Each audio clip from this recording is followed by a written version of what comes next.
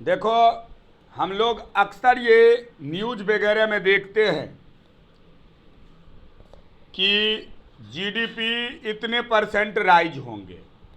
कभी ये सोचा कि जीडीपी राइज होने से फ़ायदा क्या होगा? तो अगर जीडीपी बढ़ते हैं, राइज इन रियल जीडीपी, और फिर मैंने रियल जीडीपी और नॉमिनल जीडीपी बढ़ा दिया, सिर्फ दाम बढ़ा के, वस्तु का प्राइस बढ़ा के आप जीडीपी में इंक्रीज करोगे तो उसे कहेंगे नॉमिनल जीडीपी। वो नॉमिनल जीडीपी नहीं, प्रोडक्शन बढ़ा के अगर जीडीपी में इंक्रीज करते हो तो रियल जीडीपी होता है। और अगर रियल जीडीपी आप बढ़ाओगे, तो मैंने कहा कि रियल जीडीपी बढ़ाओगे तो प्रोडक्शन बढ़ेंगे, गुड्स एंड सर्विसेज प्रोड्यूस्ड होंगे, और गुड्स एंड सर्विसेज प्रोड्यूस्ड होने के लिए एम्प्लॉई का ज़रूरत होगा, और एम्प्लॉई का अगर ज़रूरत होगा तो वो होगा rise in the level of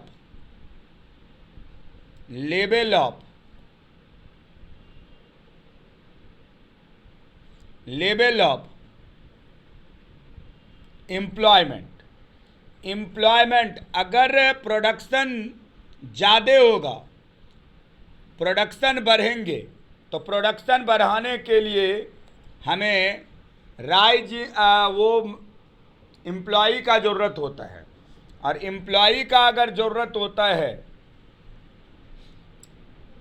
तो अगर एम्प्लॉयमेंट मिलेगा तो लोगों का राइज इन इनकम होगा, rise in income of the people, लोगों का इनकम बढ़ेगा। और लोगों का अगर इनकम बढ़ेगा ना, तो लोग डिमांड करेंगे, वस्तु खरीदेंगे, कार खरीदेंगे, टेलीविज़न खरीदेंगे, रेफ्रिजरेटर खरीदेंगे मार्केट में। तो rise in aggregate demand.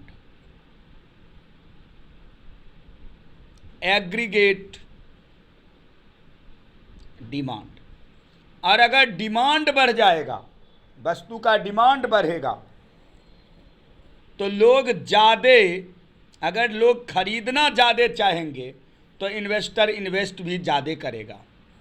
Rise in inducement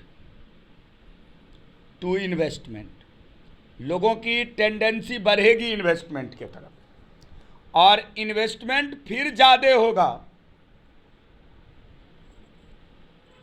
तो हायर लेवल ऑफ इन्वेस्टमेंट होगा। Rise in inducement to invest में, तो हायर लेवल ऑफ इन्वेस्टमेंट होगा, और हायर लेवल ऑफ इन्वेस्टमेंट होगा तो राइज इन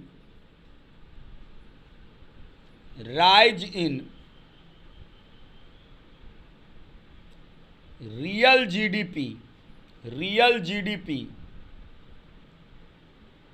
वंस अगेन, फिर से रियल जीडीपी बढ़ेंगे, और ये एक साइकिल की तरह चलता ही रहेगा, डेवलपमेंट होता ही रहेगा।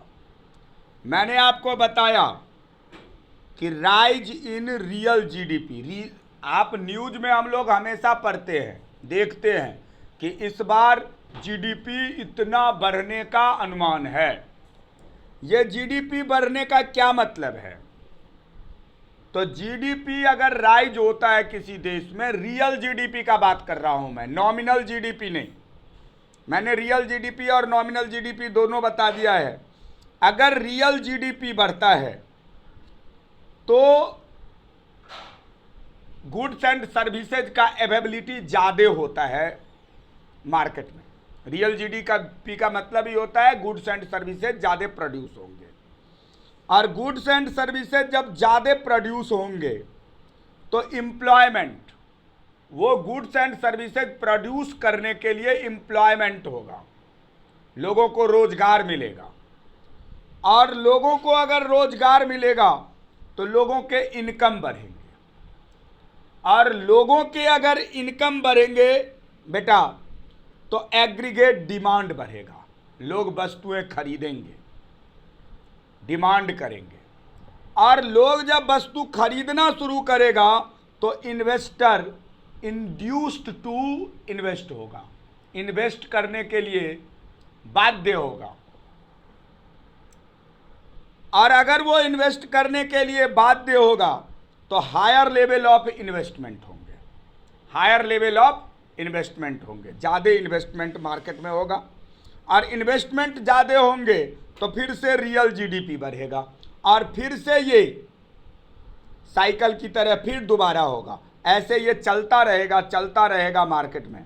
तो इस तरीके से कोई देश ग्रोथ करता है। अगर किसी देश का रियल जीडीपी में इंक्रीज होता है तो वो इकोनॉमी डेवलप करता है, वो देश डेवलप करता है, उस देश में रोजगार क्रिएट होते हैं, और रोजगार क्रिएट होते हैं तो लोगों का इनकम बढ़ता है।